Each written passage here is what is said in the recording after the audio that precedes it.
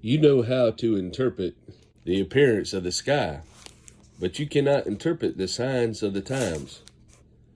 A wicked and adulterous generation looks for a miraculous sign, but none will be given except the sign of Jonah. Jesus then left them and went away. Symbol of yeast explained. When they went across the lake, the disciples forgot to take bread. Be careful, Jesus said to them. Be on your guard against the yeast of the Pharisees and Sadducees. They discussed this among themselves and said, It is because we didn't bring any bread. Aware of their discussion, Jesus asked, You have little faith. Why are you talking among yourselves about having no bread? Do you still not understand? Don't you remember the 5 loaves for the 5,000? And how many basketfuls you gathered?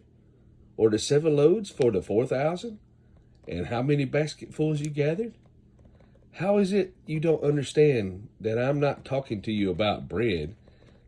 But be on your guard against the yeast of the Pharisees and Sadducees.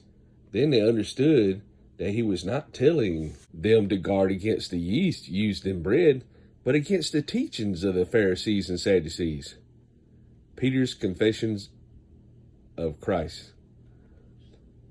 When Jesus came to the region of Caesarea Philippi, he asked his disciples, Who do people say the Son of Man is? They replied, Some say John the Baptist, others say Elijah, and still others Jeremiah or one of the prophets. But what about you? He asked. Who do you say I am? Simon Peter answered, You are the Christ, the Son of the living God. First mention of the church. Jesus replied, Blessed are you, Simon, son of Jonah, for this was not revealed to you by man, but by my Father in heaven.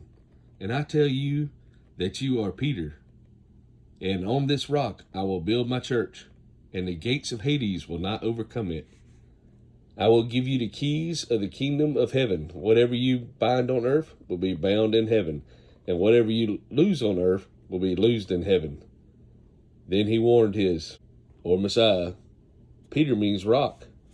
In the Greek, there is a play upon words in this statement. You are Peter, and on this rock I will build my church. It is upon Christ himself that the church is built. See what the Apostle Peter writes. Compare also Paul's statement.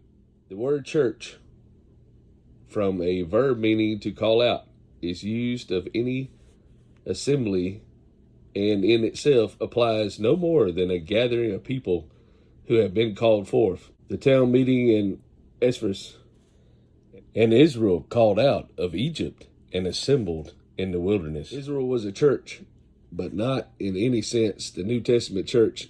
The primary point of similarity being that both were called out and by the same God, or hell, or not proved stronger than it. These are not the keys of the church, but of the kingdom of heaven in the sense. The spirit of Christian profession. A key is a badge of power or authority.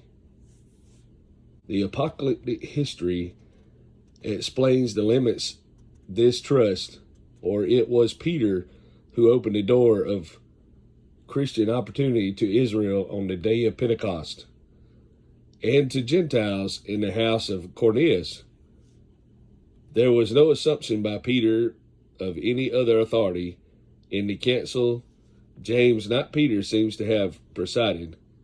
Peter claimed no more for himself than to be an apostle by gift and an elder by office.